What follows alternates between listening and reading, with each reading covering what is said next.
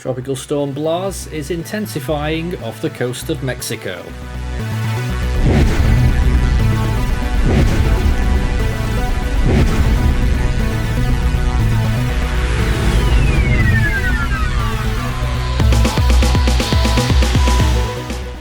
The second named storm of this year's Pacific hurricane season has formed. Its name is Blas, a tropical storm right now, quite distant from the coast of Mexico, currently at 14.8 north, 102 degrees west, but it is edging closer to the coast right now at 4 p.m. Central Time, 3 p.m. Pacific Daylight Time. It has winds of 50 miles per hour already, a pressure of 1,000 millibars, and its current movement is north at 5 miles per hour, although we expect a much more pronounced westward movement starting shortly. So already up to 50 miles per hour from not being a tropical storm at all earlier in the day this morning. So here it is right now, its current position and its wind field, which is slowly increasing in stature, most pronounced on the southeastern quadrant, out to 70 miles. It is currently 324 kilometers from Acapulco, 318 for Zihuatanejo, 536 from Manzanillo, 727 from Puerto Vallarta, and 1042 from Mazatlan. So that's the storm's current position in relation to Mexico. Although we are not expecting a landfall, it is going to be turning generally away from land, particularly when it starts that westward motion, which should be very soon. We don't expect any strong winds to occur on land really. The main threat is going to be rip currents. And this is from the National Hurricane Center. The primary hazard, swells generated by Blas, will reach the coast of southwestern Mexico likely tonight. Life-threatening surf and rip current conditions are possible. There is also a significant amount of rain from the edge of the storm that will be produced over the coastal regions of Mexico. So that's something else to watch out for, although it's not been explicitly stated there. This is what we expect for the forecast of Blas to the best of our knowledge right now throughout the week. You can see at the green zones there, the tropical storm force wind field remains well offshore. It passes over Socorro Island there at the weekend and then dissipates over cooler waters by the end of the weekend into early next week, by which point it will be a dead storm. It will just have a little swirl around it with no convection or wind. So here it is, 50 mile per hour winds, good agreement with the satellite observation techniques, the ADT. We had an ASCAP pass yesterday that had 45 mile per hour winds already at that point. We've not had a pass over the storm directly today, unfortunately, so we're not able to get any further information.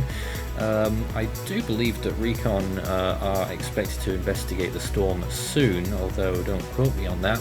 This is the expected wind chances of tropical storm force winds, and most of those coastal areas they're barely nudging 20%, so chances are fairly low, but they aren't nil, so keep monitoring that. This is what the GFS model produces from Blas. You can see an expansion of that wind field quite a lot there, tipping it to reach hurricane status. National Hurricane Center, yes, they're going for high-end category 1-2, and the storm moving off towards the west there and stalling out, dying off well out to sea by that point. So once again, you watch there, maybe a squall line or two might deliver tropical storm force wind gusts, but we are not really expecting sustained winds of tropical storm strength there as we continue to watch Blas move off towards the west for that second time there. This is the sort of a mock-up of what the water vapor might look like during this storm's life. Gives you a little bit of an idea of what the structure is going to be during its life there. So early on you see it expanding quite a bit, and then it just shrinks into itself towards the end there, as you tend to see with storms that go over failing sea surface temperature waters. But there you can see, looks like it might get potentially a wide eye, at least for a brief time in the next couple of days. That's what the GFS at least is hinting at, but we'll see whether that comes to fruition or not. So total precipitation, you can see there underneath the storm itself you're getting reds and pinks. That's huge amounts of rain into double digits of inches.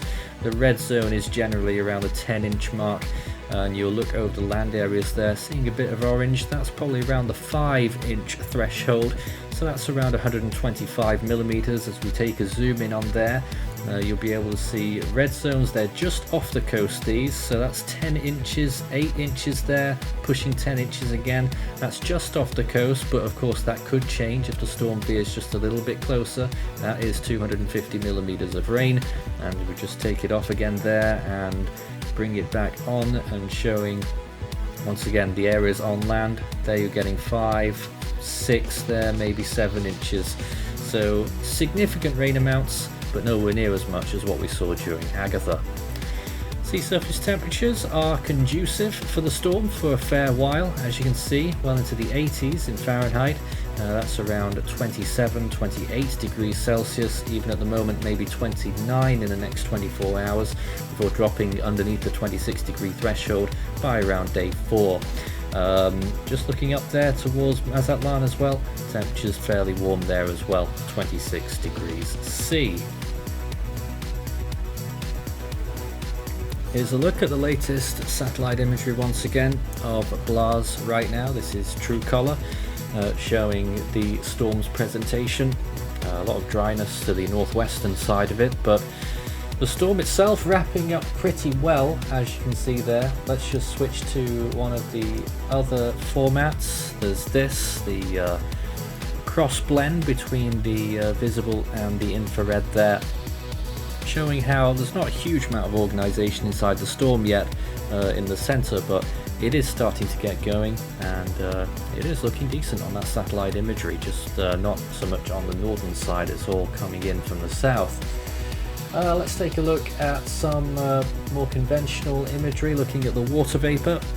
That's how this is looking right now, and just illustrating once more there that dry air lingering off the western coast of Mexico. But in terms of this storm producing significant amounts of rain, to an extent, there's a few showers and thunderstorms looking like they're going to be occurring along the coast of Mexico right now, but most of the precipitation from this storm, as we saw earlier, will be remaining out to sea.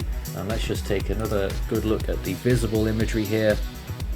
There is its presence right now, and on the right hand side you can see that next system, which could eventually form in the eastern Pacific and become our next storm. And this is it on the National Hurricane Center's website. You can see Blas there and that next area, which they have currently got at a 50% chance. Looking at some more satellite imagery, you can see the evolution of Blas from it getting its name. The circulation wasn't quite there yesterday, although it did have tropical storm force winds. Looking at some sandwich imagery there again as well. Yes, rather exposed on the northern sides of the storm, as you can see very clearly there, but the southern side looking good. Convection is decent. Looking at the air masses here as well, very humid around the storm itself, so the dry air isn't really infiltrating it. It is just off there, and this is another look at that water vapor imagery. And the traditional infrared. It's a storm that's embarking on its journey and still moving northwards just now. It will sweep westwards at any time. This is a wide shot. Let's just get a little zoom in on that, showing you the full picture across the eastern Pacific. And there's a look from Mexico's perspective, showing those two systems and some thunderstorms occurring up on the northeastern part of Mexico as well.